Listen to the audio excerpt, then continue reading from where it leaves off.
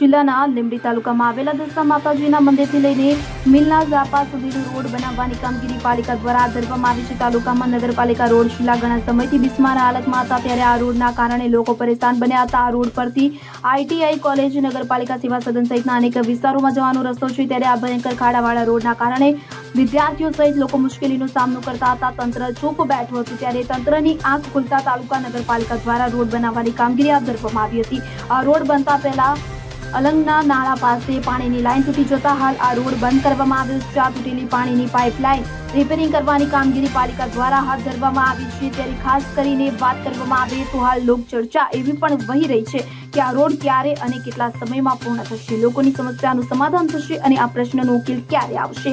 અલ્પેશ વાડેર સાથે CN24 news, Surendranagar.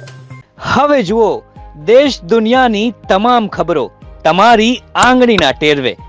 ઉઠાવો mobile અને Google Play Store પરથી ડાઉનલોડ કરો અમારી CN24 ન્યૂઝ મોબાઈલ એપ।